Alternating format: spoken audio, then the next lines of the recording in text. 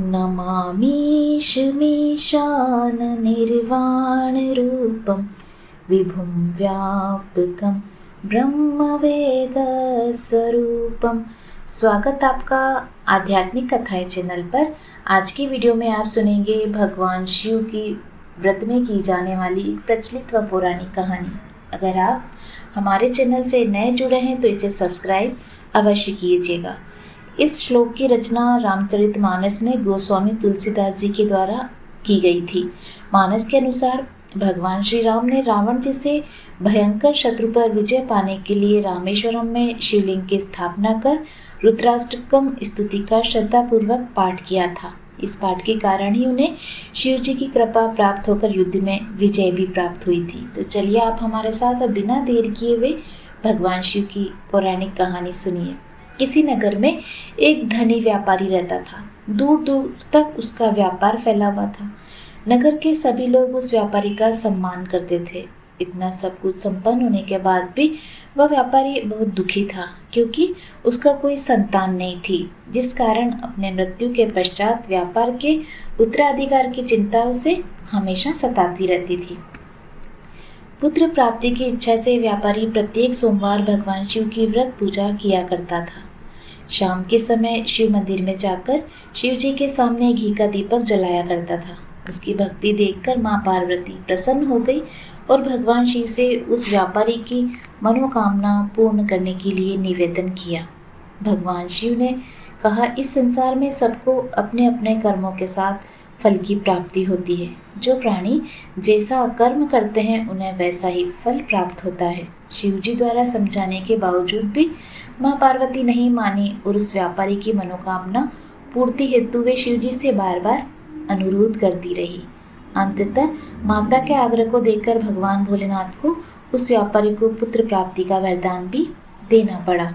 वरदान देने के पश्चात भोलेनाथ माँ पार्वती से बोले, आपके आग्रह पर मैंने पुत्र प्राप्ति का वरदान तो दे दिया, परंतु इसका यह पुत्र 16 वर्ष से अधिक समय तक जीवित नहीं रहेगा। उसी रात भगवान शिव उस व्यापारी के स्वप्न में आए और उसे पुत्र प्राप्ति का वरदान दिया और उसके पुत्र के 16 वर्ष तक जीवित रहने की बात भी बताई। भगवान के वरदान से व्यापारी को खुशी तो हुई, लेकिन पुत्र की अल्पायु की चिंता ने उसकी खुशी को नष्ट कर दिया। व्यापारी पहले की तरह सोमवार के दिन भगवान शिव का विधिवत व्रत करता रहा। कुछ महीनों के बाद उसके घर एक अति सुंदर बालक ने जन्म लिया और घर में खुशियां ही खुशियां भर गई। बहुत धूमधाम से पुत्र जन्म का समारोह मनाया गया, परंतु व्यापारी को पुत्र जन्म की अधिक खुशी नहीं हुई, क्योंकि उसे पुत्र की अल्पायु के रहस्य का पता था। जब वह 12 वर्ष का हुआ तो व्यापारी ने उसे उसके मामा के साथ पढ़ने के लिए वाराणसी भेज दिया। लड़का अपने मामा के साथ शिक्षा प्राप्त हेतु चल दिया। रास्ते में जहाँ भी मामा भांजा विश्राम करने रुकते वहीं यज्ञ करते और ब्राह्मणों को भोजन भी करवाते थे। लंबी यात्रा के बाद मामा भांजा एक नगर में पहुंचे। उस दिन नगर के राजा की कन्या का विवाह था, जिस कारण पूरे नगर को सजाया गया था। निश्चित समय पर बारात आई, लेकिन वर का पिता अपने बेटे के एक आंख से काना होने के कारण बहुत चिंतित था।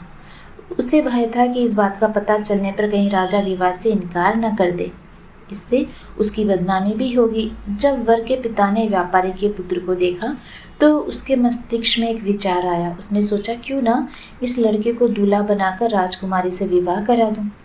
विवाह के बाद इसको धन देकर विदा कर दूंगा और राजकुमारी को अपने नगर ले जाऊंगा।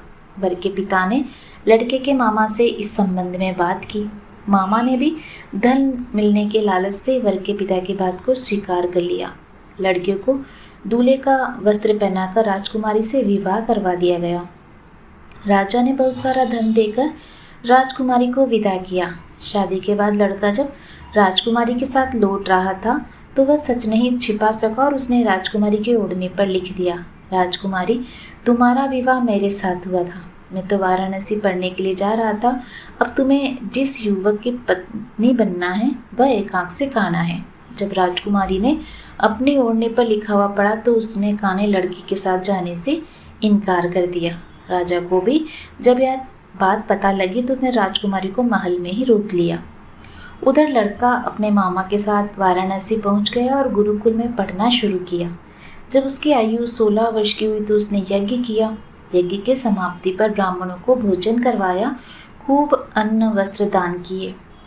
रात को वह अपने शयन कक्ष में सो गया। शिव जी के वरदान के अनुसार शयन अवस्था में ही उसके प्राण पखेरु उड़ गए। सूर्योदय पर मामा मृत भांजे को देखकर रोने पीटने लगा। आसपास के लोग भी एकत्रित होकर दुख प्रकट करने लगे। लड़के के मामा की रोने विलाप करने के स्वर से समीप से गुजरते हुए भगवान शिव और माता पार्वती ने सुना। माता पार्वती ने भगवान से कहा, प्राणनाथ, मुझे इसके रोने के स्वर सहन नहीं हो रहे, आप इस व्यक्ति के कष्ट को अवश्य दूर करें। भगवान शिव ने माता पार्वती के साथ अदृश्य रूप में समीप जाकर देखा तो भोलेनाथ माता पार्वती से बोले, यह तो उसी व्यापारी का पुत्र है जिसे मैंने 16 वर्ष की आयु का वरदान दिया था। इसकी आयु अब पूरी हो चुकी है। माँ पार्वती ने फिर भगवान शिव से निवेदन कर उस बालक को जीवन देने का आग्रह किया। माता पार्वती के आग्रह पर भगवान शिव ने उस लड़के को जीवित होने का वरदान दिया और कुछ ही पल में वह जीवित होकर बैठ गया। शिक्षा समाप्त करके लड़का मामा के साथ अपने नगर की ओर चल दिया। दोनों चलते हुए उसी नगर में पहुंचे जहां उसका विवाह हुआ था। उस नगर में भी यज्ञ का आयोजन किया। समीप से गुजरते हुए नगर के राजा ने यज्ञ का आयोजन देखा तो उसने तुरंत ही लड़के और उसके मामा को पहचान लिया। यज्ञ के समाप्त होने पर राजा मामा और लड़के को महल में ले गया और कुछ दिन उन्हें महल में रखकर बहुत सा धन वस्त्र आदि देखकर राजकुमारी के साथ विदा किया। इधर भूखे प्यासे रहकर व्यापारी और उसकी पत्नी बेटे की प्रतीक्षा कर रहे थे। उन्होंने प्रतिज्ञा कर रखी थी कि यदि उन्हें अपने बेटे की मृत्यु का समाचार मिलेगा तो वे भी अपने प्राण त्याग देंगे। परंतु जैसे ही उसने बेटे के जीवित वापस लौटने का समाचार सुना तो वो बहुत प्रसन्न हुआ और वह अपनी पत्नी और मित्रों के साथ नगर के द्वार पर पहुंचा। अपने बेटे के विवाह का समाचार सुनकर और पुत्र वधू राजकुमारी को देखकर उसकी तो खुशी का ठिकाना ही नहीं रहा। उसी रात भगवान शिव ने व्यापारी के स्वप्न में आकर कहा, हे श्रेष्ठी, मैंने तेरे सोमवार के व्रत करने और व्रत कथा सुनने से प्रसन्न होकर तेरे पुत्र को लंबी आयु प्रदान की है। पुत्र की लंबी आयु जानकर व्यापारी बहुत प्रसन्न हुआ। शिव भक्त होने तथा सोमवार का व्रत करने से व्यापारी की सभी मनोकामनाएं पूरी हुई। इस प्रकार जो भक्त सोमवार का विधिवत व्रत करते हैं, व्रत कथा सुनते हैं, भगवान भोलेनाथ उनकी सभी मनोकामनाएं पूर्ण करते हैं। उम्मीद है आपको आज की कहानी पसंद आई होगी। इसी तरह की कहानियाँ, पूजा विधि, शुभ मुहूर्त जानने के लिए आप हमारे चैनल से जुड़े रहिए और अगर नए जुड़े हैं तो इसे सब्सक्राइब अवश्य कीजिए। भगवान भोलेनाथ आपके सभी मनोरथ पूर्ण करे। जय शिव शंभू।